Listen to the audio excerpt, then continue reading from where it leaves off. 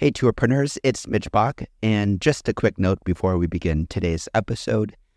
Tourpreneur is currently sponsored by Google. We're thankful for their support of our community, and we are offering with them a completely free course helping you unlock the power and potential of Google's Things to Do program, which is specifically helping tour operators add their tours to Google in new ways that gives you new exposure and more direct bookings.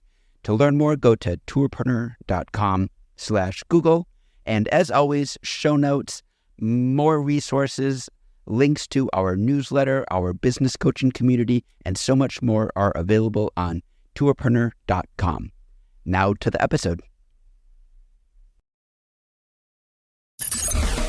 Welcome to the Tour Operator Startup Series on the Tourpreneur Podcast. Travel industry veteran Nikki Padilla Rivera follows a tour operator startup on their journey from idea to execution to we don't know where. We hope it's to success, but you're going to have to listen in each month to find out.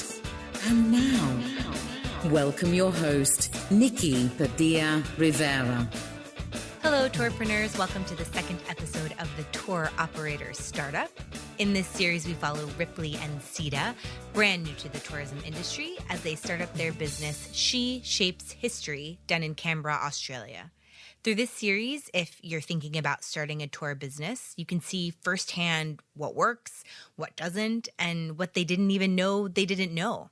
Or if you're an experienced tourpreneur and simply listening to support someone just starting out, I hope you'll head to the Facebook page where each month when the episode drops, we'll post a specific challenge Ripley and Sita are working on at the moment where you can give them some advice.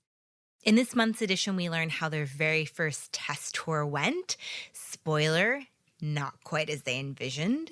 What else is on their to-do list before their hopeful launch at the end of the month, their warm welcome into the industry, and generally how tourism is just really hard sometimes. Any show notes you can find on tourpreneur.com. And this month, if you go to the Facebook group, they're looking to get your advice on how you wrap up your tour with an amazing ending. So if you have any thoughts on that, I know they'll appreciate your comments on that Facebook page. And with that, enjoy the episode. Ripley, Sita, welcome back. Thank you for bringing us back. It's nice to return and talk about, the highs and lows of starting a business. And we should call this episode Tourism is Hard. I'm going to write that down. I think that's a wonderful title for this episode if we did titles. Tourism is hard. And I feel like I want to jump right into the test tours because that is what I've been thinking of since the last episode that we recorded. You did do one test tour, correct? Yeah, and then COVID interrupted us a bit, which we can talk about, but yeah. Okay, so you got one test tour in, and I feel like we should just play it first, just to get it out there. These are actually your thoughts directly after your test tour, and you can hear the amount of effort you had put into it in your voices, I feel. So just finished our first test tour, and we are exhausted. Yeah.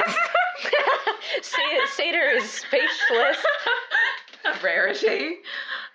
It was a lot. It was much rougher than I think either of us expected. We both realized that we were going into this extremely overly confident about our skills. It went an hour too long. We also brought very different vibes to the delivery. Like I went for kind of your high school history teacher, whereas Ripley went for more like motivational history. Motivational history. I don't know. I think what I took away from today is that in your head, when you're designing a tour, things work a lot smoothly than in practice because, yeah. It was a lot. Like, tourism is hard. Okay, so we also wanted to talk about things that went well because we're optimists and trying to be positive in this moment of exhaustion. Well, the thing that I really thought went well was when Ripley and I did vibe and did kind of deliver content together well, it was really good and made me glad that I was doing this with someone else. There were a lot of moments where that did not happen, but the moments where it did, it was great. It gave me a lot of hope for the future. Which we need. And I really liked how you could tell people were expanding their worldview. Like you could see them thinking and engaging with the content when the content went well and we got the dates right. And you could see them being excited and you could see that they could sense our passion. And that was really, really nice. And a bit of a relief when we were bungling other things. So I'm really excited to kind of make it better. I think we got great feedback today and I'm so glad that we did test tours.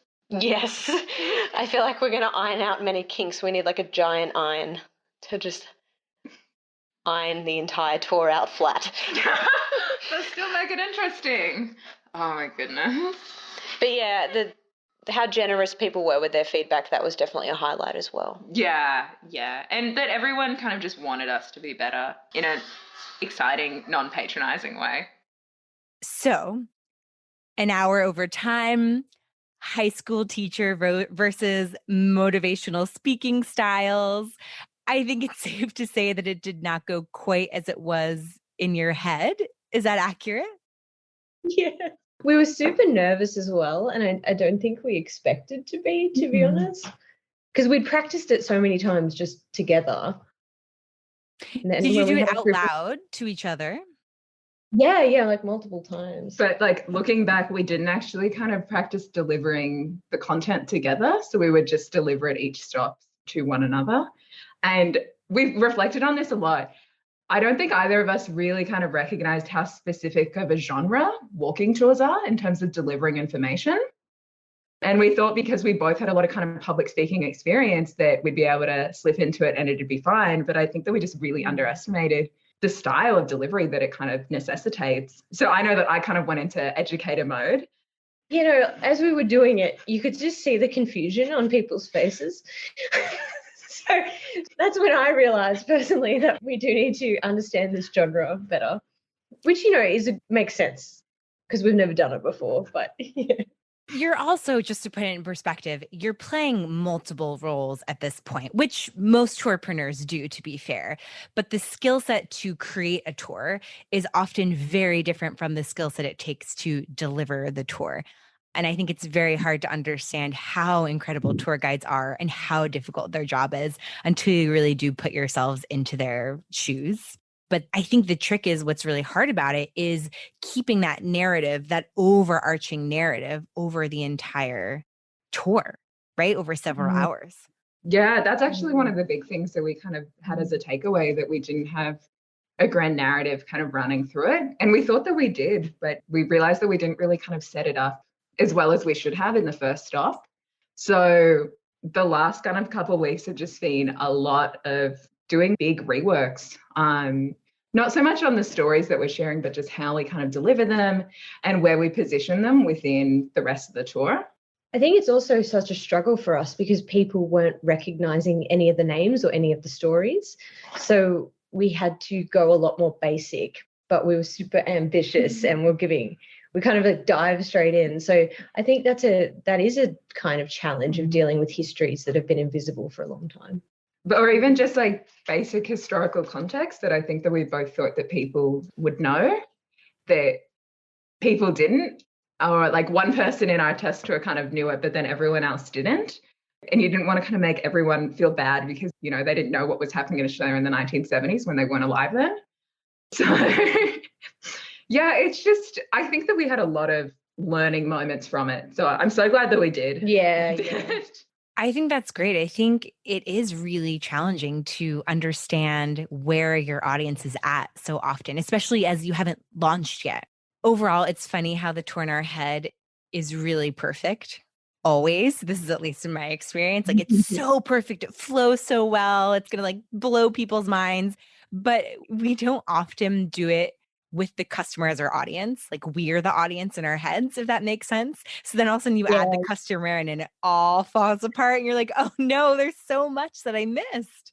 You did mention that feedback was really, really great, but I actually want to step back first and just kind of get a sense of who came on your test tour and how did you get them there? Yeah, so for this test tour, because it was our very first one, we wanted it to be quite a safe space. So it ended up kind of primarily being friends and family. And it was a much younger demographic than I think what our kind of ideal customer is. Like it was my two younger sisters and a few of their friends. So people in like their, like early 20s. And yeah, and then it was a family friend who was in her late 50s, who was very helpful and probably like the most helpful in terms of giving feedback. But I think kind of seeing how young people were responding to it was really helpful. And then how like the older, I don't like referring to her as the older woman. But it was good. I think the best part of it was people were really honest with us, and I didn't expect that because there were people who knew us and liked us. So I thought they would be... Oh, I was expecting honesty. I feel like everyone in my life is always looking for chances to be honest with me. Super brutal. But yeah, like one of the young women said, it was a great tour, but there was a lot of content, but not much information. And no, what did she say? A lot of talking, but not much content. But no much content. I don't know. It was... Ooh, ouch.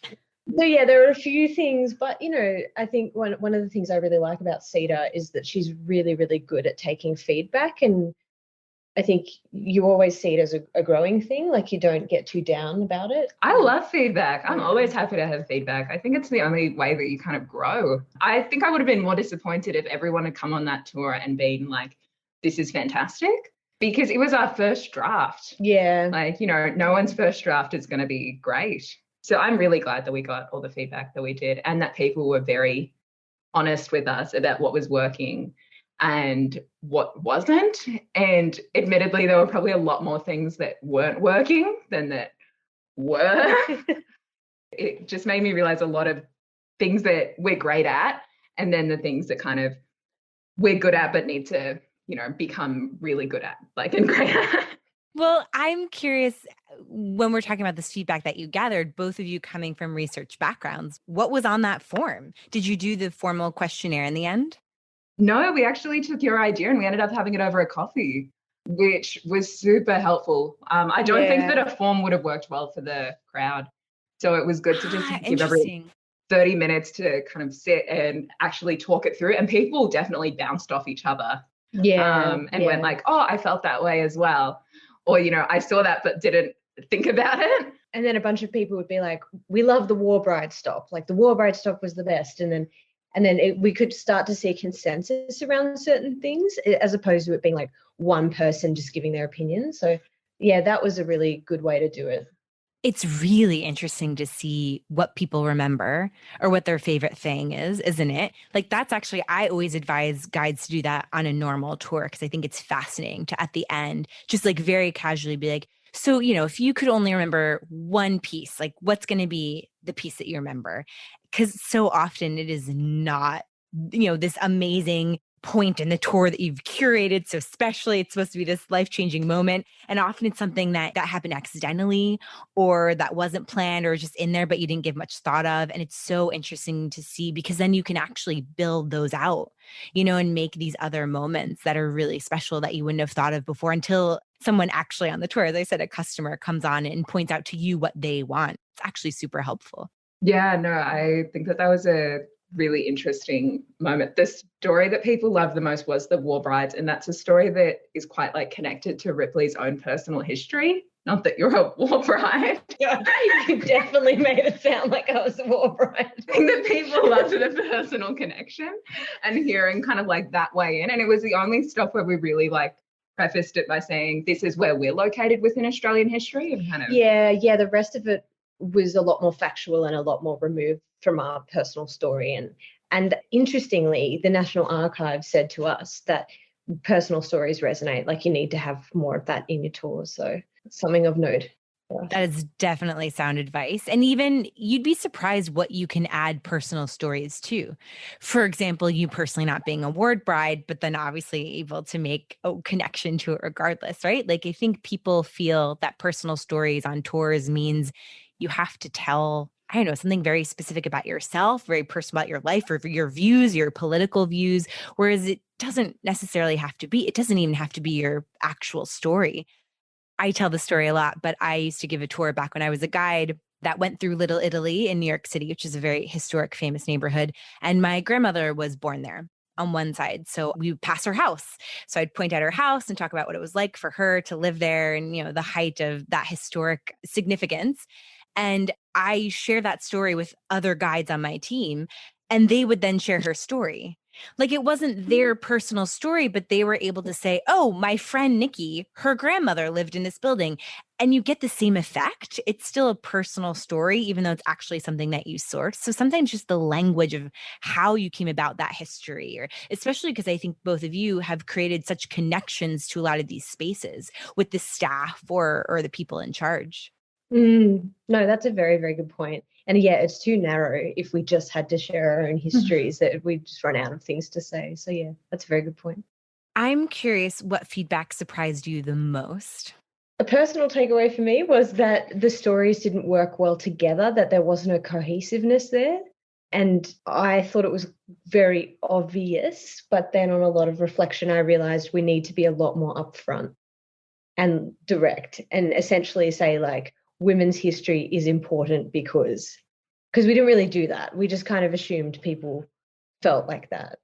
So our first tour, for a bit of context, is called She Shapes a Nation. And one of the pieces of feedback we got was that we didn't actually say how any of these women shaped the nation. That was such a good point. And I think because like in our minds, it was so clear, but then we looked back on it and we're like, oh yeah, it really is not, because we're doing kind of a counter history, that it's not always obvious how kind of these women shaped history in the same way that it is, like someone discovering Australia when it's an obvious link. So I think that having to kind of go through, which is what we've been doing for the past 2 weeks, and really think about why we're sharing these women's stories and what they kind of bring and what they brought kind of back then as historical figures, but also what they bring to us today, and realizing they're like very different things, has been quite an interesting process. But I think that was definitely the most confronting piece of feedback. You didn't tell us how these women shaped a nation. There's a book that I'm going to recommend. That's a really intense book, but it's called Interpretation, Making a Difference on Purpose by Sam H. Ham. And it's kind of, for me, like the tome of tour guiding. He calls it interpretation. It's like next level. It's very academic, but it gives a lot of really good advice on different ways to discover the theme that we're talking about now, different ways to communicate the theme, how themes can't be too complex, how you need to simplify, how to connect stories back to it. It really is a talent, I think, to be able to do that. And it takes a lot of thought. So it's great that you're doing all this thinking now. But that's, for me, what makes the difference between an okay tour and a phenomenal tour. Like, phenomenal tours are so smooth, and they're smooth because the tour is beautifully written, right? In the sense that it has this beautiful flow. It has an overarching story, but it's not too much. Like, it's not too heavy on the theme, right? You can go the other direction where you spend the first 20 minutes explaining what you're going to talk about. And that's not a great beginning to a tour either, right? So it's finding that balance, but it's hard to do. It's really hard to do. Yeah, it is a craft. And I think what we're okay with is it's going to take us some time to have that become our craft. So, and that's a great thing that we got out of the test tour. I'm curious if any of your industry partners were able to come on the test tour. We purposefully didn't invite them to the first one. And thank God we made that decision. Yeah, because, we want to have long-term relationships with these institutions. And I think that if that had been their first exposure to us in action, yikes. And the other thing that happened was there's been a COVID outbreak in Sydney, so masks became mandatory here, and there was a lot of fear. I mean, there still is, but it's slightly better for Canberra currently. But 2 weeks ago, there was a lot of fear about the Delta strain in Canberra, so we kind of were like, let's just delay those test tours for a bit. And we needed more time as well, so it worked out. It does. So it gives you more time. It gives you plenty more time to work on things. That's great. That's funny. That's very, very smart. While you're waiting to even do test tours again, another thing that I used to do as a guide all the time, but now also do when I'm working with companies, sometimes you just need a level below test tour. Because as you said, like saying the tour out loud to each other, doesn't necessarily work if both of you are working on the tour and you're probably conversing or stopping during. God bless my mother. She is my test dummy for all tours. I literally sit her down and I say it out loud to her verbally and I time myself. Because when you're giving it to a fresh audience who doesn't know the material, I think that you deliver it differently, if that makes sense, than you do to someone who understands it. But I don't know if you're in any sort of lockdown, that could at least give you, if you have a willing test dummy. That's a great idea, actually. And I also think that takes the stress off a little bit. Yeah. No, that is a really good idea. I have a few people in mind who we could enlist. It's some people love, my mother actually loves it. Like I think it's a lot, but she really, really loves it. Cause for her, she gets to like experience all these tours. And she loves hearing about the different facts. So anyone listening out there, go for your great aunts or your grandparents, or they're usually very happy to listen to your little tours. Okay. So one other thing that I definitely wanted to ask about that I noted from last time is there was a lot of physical stuff in the works. And maybe you didn't pull this out for the test tour, but there were like tote bags and there were cards, I believe, right? And how did all that go? The logistics of stuff. Some of it worked brilliantly and some of it terribly, but isn't that the way? Yeah, we didn't end up getting the cards themselves printed for the test tours just because it was going to be so much. But we did have our like tote bags, which we got great feedback on. People really loved getting the tote bags and seeing everyone wearing them as well was quite nice. Yeah, that was nice. But we stayed up all night. Like we stayed up so late making these bloody paddles.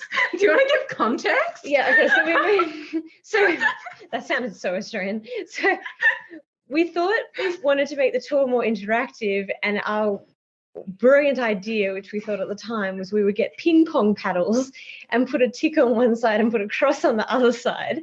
And then it would be democratic. People would be able to like vote on things. And because we're talking a lot about voting and democracy, and so it like kind of worked with the theme. So people would then, we'd ask them a question like, do you think you should know politicians' private lives or something at the end of each stop? And then they would vote. But the problem was everyone had the paddle in the tote bag, and so they had to get it in and out every stop, and it just was really fiddly and cumbersome, and people didn't enjoy it. But it was interesting because like that was one of the things that we got good feedback on. People did like the paddles and kind of having that being able to participate in that way, but then logistically it just didn't work. Like it was such a nightmare. So yeah, that's been, and it just made us go like, I don't think that we can incorporate this into this style of tour, but it'd be great for like workshops with kids and doing it that way. So that's, I think, one of the things that we've realized a lot about ideas and very like interactive ideas that we thought about for this tour, that they just won't work within this specific context because people kind of aren't coming on our tour for like a 2-hour, interactive workshop. Like it's a walking tour, but like those ideas we do kind of plan on using in the future. Well, like I think the spirit of interaction is a good thing to make sure you're incorporating, but maybe without props, right? Is like how you're adapting it to a walking tour.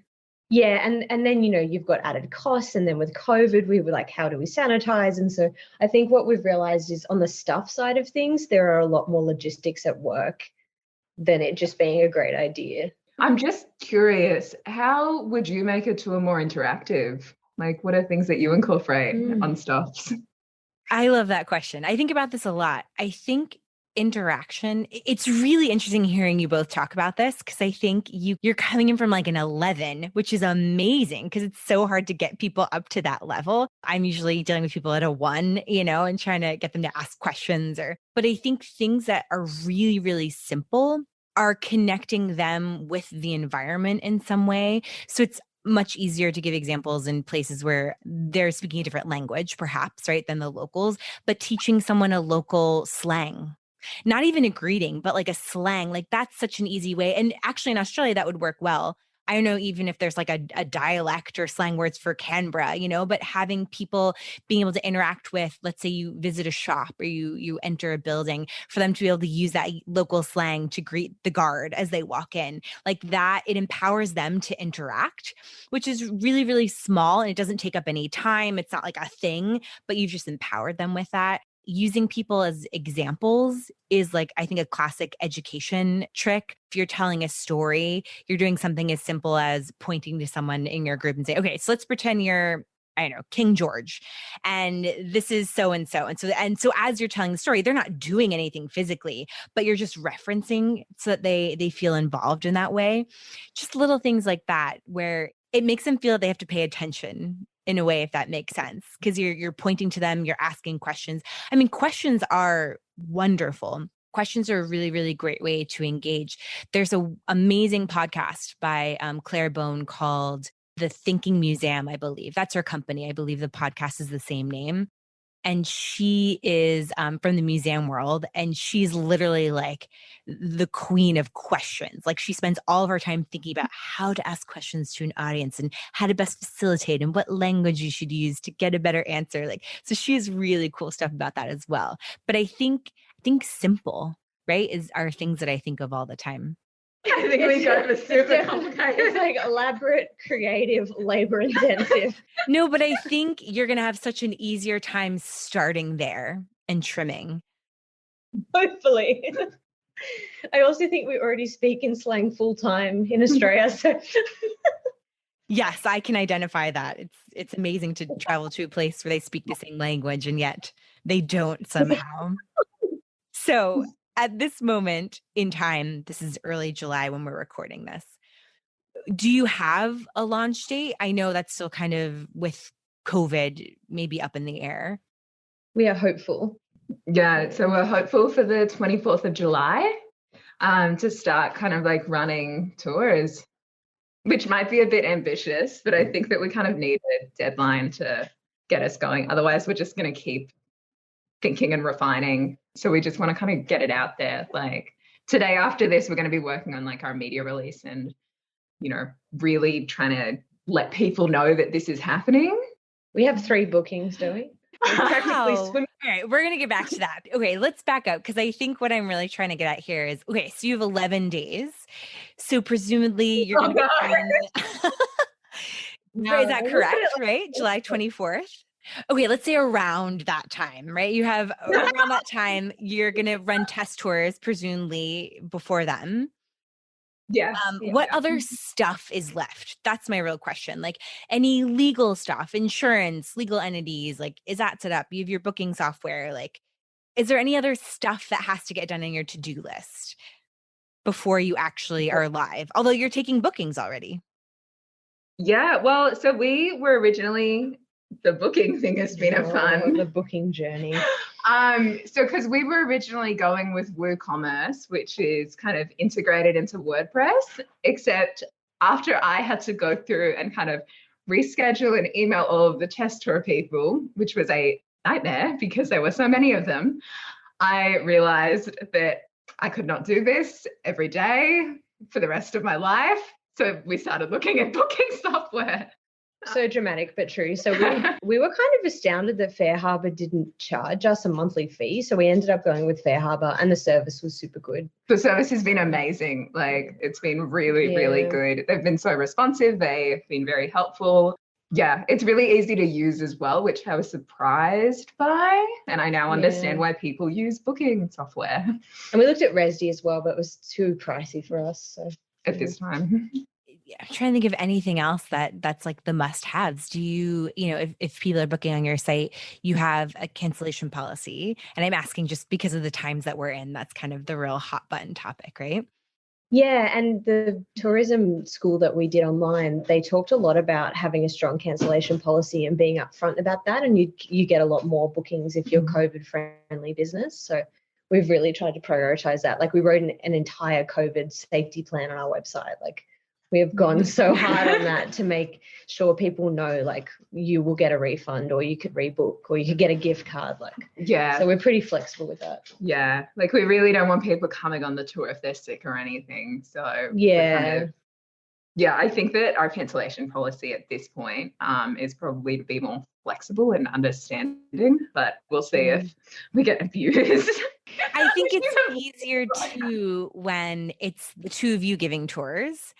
And when you don't have on tour costs. Is that correct? Like you're not doing tastings or anything like that. It's things that you're ordering ahead of time. I think where it gets really tricky is when you've paid money personally for the tour to your tour guide, or you've paid ahead for the food offerings, or they're set for a certain amount of people. That's when you get into, people don't understand why operators have cancellation policies, why they can't just give the money back. And that's often because they've already spent money. Tour guides do not get paid often, or not always, if the tour is canceled like 2 days before and they can't find work, right? So I understand from a customer point of view why they wouldn't understand that, but that's what makes it complicated, right? And not as easy as, oh, just no problem, we'll refund you anytime. Although, and again, this is to your benefit, you do have a domestic audience. So you probably do have the benefit of people will probably more likely to just push their date to another tour and come back. It's not like they're only in Australia for a set amount of time and won't come back for a while. That's what the tourism school said, that if you deal with it in a really great way, then people will probably rebook. And so And I feel like Australia is a talkers as well, and that we just like tend to tell each other if someone... Or complain loudly. Australians are complainers. I think that's a good way of putting it. And we complain to each other, and we complain for decades. Wow. I'm still complaining about certain things. Are we complaining about complaining though? I kind of want to ask you this, but I don't say this to stress you out. Okay, this is just kind of like a fun little thought process. People often prepare for failure, right? If this goes wrong, if we don't get enough bookings, how will we do it? Are you prepared for success? Specifically, like let's say one of your TikTok videos or, one of the wheat paste advertising just goes viral and you have 200 bookings for August.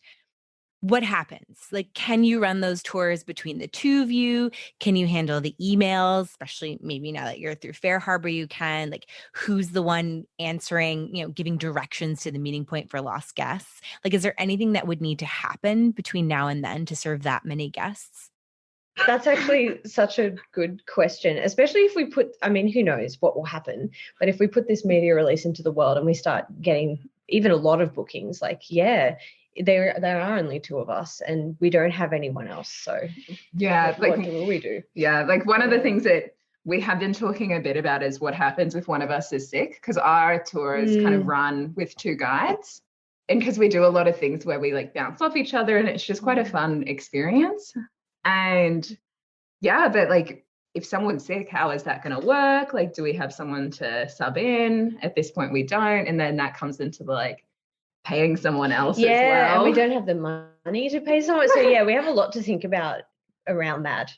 Yeah. Well, even just the simple thought of, I don't mean to get really into it, but if you think about, how much money you need to survive, right? Or to make this your full-time job, how many tours would you need to be running a week, right? Like that's actual mathematical equation that you can calculate. And then let's say that number is like 6. Can the two of you run tours 6 days a week, but also run the business? Yeah, and that is something we sat down and we did the maths on. And what did we work out? So our current kind of tour costing costed kind of us both being able to work on She Shapes History 24 hours a week. And that was to cover both like running the tour itself as well as working on the business side of things. So, but if it's really successful and kind of all of our tours are regularly booked out, I think we would reevaluate and go kind of, do we want to make this a full-time thing? Are we happy with where we are? Because in the future, we would love to move into like the school workshop space and working with children. But yeah, but if we're running tours kind of 6 days a week, we just wouldn't have the time to do that and do a lot of the forward thinking. And I think that because we both have lots of ideas, because we think women's history is the coolest thing ever and everyone should know about it. And we met with Zakia from Invisible Cities, actually, and she had such good advice for us, like just saying, pace yourselves and don't burn yourselves out. And so that was really helpful as well. Even just like she said, set aside time kind of every week to actually think through where your business is going. Yeah, that was really and to think about the future, as opposed to, because otherwise you just get stuck in it and you're always doing kind of operational stuff as opposed to the kind of big strategic thinking. And because I even realized I know we did a lot of that stuff at the beginning where we had kind of really big visions about where this could go and how we could make this, a really sustainable business. And then now we're just kind of so caught up in the operation side of things that gets a bit lost. Yeah. And Zakia was kind of saying you can find yourself somewhere 6 months down the track and kind of go, how did I get here? So yeah. But talking to Zakia just also like made us, it was really validating, and that I think for both of us, it made us go like, oh yeah, this could be a full-time thing and we could do this long term. And hearing her talk about, you know, like partnerships and sales with a really long-term lens, because I know for me, like I've not been thinking about sales with like the long term in mind. I've been thinking about kind of getting by. Yeah, like if these people don't book this month, it means that they hate women. I will scratch you off my list. Look, I'm not that hardline, but I'm close. But talking to Zakia made me realize that's not the case. Sometimes people just take 2 years to get their ass together. Thank you, Zakia, if you're listening to this. It was very helpful advice. That's amazing advice. And, you know, I think that is something that, as you said, you get caught up in the excitement and the idea itself that you're not actually thinking like, what do I want to be doing? I mean, this maybe sounds basic, but what do I want to be doing in 5 years? Like, what does my life look like? What is my work-life balance? How many hours do I want to be working? How much money do I need to achieve that? These are all things that I think we often forget about, or we set up at the very beginning, and then that immediately gets lost once you start the doing part. Business plans are great until you like don't look at it on a regular basis, right? Some people, I think, write the business plan and file it away, and there it is. I love that. I think it's very interesting that you're envisioning long-term that tours would be only a part of your business, because as we talked about in episode 1, which if you haven't heard, you can go back and listen to on the Tourpreneur Podcast, we talked about how you have a much greater mission through these tours. The point was not to create fun walking tours for tourists. The point was, how can you help the plight of women, right, at the very base in Australia, and bring awareness to the importance of women and the importance in how they've shaped Australia. And of course, there's so many ways you could do that, I would imagine, besides just walking tours. Yeah. And I mean, who knows how it will evolve, and that's kind of exciting as well. I love that. I'm very happy that you talked to Zakia and, you know, tourpreneurs, especially within this community, but tourpreneurs tend to be very generous with their advice and even, you know, their numbers, their sales, like all that. And I think there's very few other places where you could get that insider knowledge of other businesses, of your competitors, quote unquote, right? Because we all are in it together, and it's such unique work, and it's great to get inspiration from other industries, but I think it really does take into people who are doing exactly what you're doing to sometimes see what you're not seeing. There are a lot of tour operators who have never spoken to another tour operator. Yeah, that's just insane to me, because we found kind of so much inspiration and kind of generosity from the space. Like I constantly say to people that I've been amazed at how just like kind the tourism space has been, to us at least. I know that that's probably not everyone's experience, and how collaborative it feels as well. Yeah, and just that generosity and sharing wisdom, and it doesn't have that horrible competitive businessy feel where it's like, oh yeah, it's just that thing of I want to share what I know and to help you. Exactly. And also kind of like not treating you like you're at the bottom of the hierarchy, even if you're new, which has been just really nice. And I think I've been surprised by that, how kind of, you know, people just really respect what we do bring, even though we're not good yet. We're learners. That we're in that learning stage. But, you know, people have been really, I don't know, I think I've just been surprised at how kind of non-hierarchical, collaborative and generous this space has been. Like I would have never expected it. No, it's wonderful. It's so wonderful. Oh, I love hearing that. That is very true. I think that is something that's like very unique, where everyone sort of really remembers where they were at the beginning and is very understanding of that. And well, honestly, now with the pandemic, we're all kind of back there at square one anyhow. So I think especially right now, everyone's going to really feel like we're all on one team, which is nice. What I hear from tour operators that are hesitant to talk to other tour operators is that there's this innate sense of fear that people will copy what they do, right? And you find this more amongst the people who are doing, I don't say generic in a bad way, but who are doing a mainstream tour, a food tour in a popular neighborhood. There's such a fear of, but my vendors or my route or my information. And if people find that out, then they're going to steal my information. tour guides, in fact, in very many cities, it's sort of a taboo to like have a tour guide on your tour because they're going to steal all your information. And there is that underlying, but I think the people who get it understand that truly no one can give tours like you can. And truly no one has the passion that you do for a specific topic or theme. So if someone does come on your tour and honestly copies it or copies the website, copies the language, they're not going to give the tours that you're giving because simply they don't have the connection to it. They don't have the understanding, the background. And I think it's quite impossible actually to copy someone else's entire tour business and be successful at it. Oh, that's what we tell ourselves. We were like, it was so much work for us to do this. No one would want to go through that. But even if they do, I would love to see more women's history tours in Australia. That would be my dream. Yeah, if Australia becomes like the hotspot for women's history tours, that would be fantastic. Like, you know, and I think that there are so many fun ways of presenting women's history as well, that if people kind of copy our idea, like, great, let's see it elsewhere. Yeah. That's not an invitation to copy our idea. Hit us up first. I wish that was the answer everyone gave when that came up, though. I wish people did what we did. I wish there were more of us. Because it's true, then there would be that many more tours uplifting the voices of women, and that's obviously not a bad thing. Have you connected with any other people doing similar types of tours in other regions? Yeah, Nui Rides actually reached out to us as well after the first episode. So that was super exciting and gave us some water advice. So thanks so much for that. Cool. That's so cool that someone listened and reached out. I love that. Yeah, and like I grew up in Newcastle, so that was the loveliest thing. That was, it's just so nice. I feel like we already have a sense of community, even though we've not met any of these people face to face. I love that. I'll probably announce this in the intro as well, but I would love to post one question starting with this episode, sort of one general query or things that you would love advice on based on what we talked about, and post that very specific question on the Tourpreneur Facebook page, because I think it'll give a very specific item each month when we talk about things, and people can go there and because I think people have a lot of advice, but sometimes they don't know what you're looking for, or they don't feel comfortable just coming out on their own and giving it. So maybe we can kind of give them the space to get you even more tips and tricks. Yeah, that'd be great. Yeah, that'd be fantastic.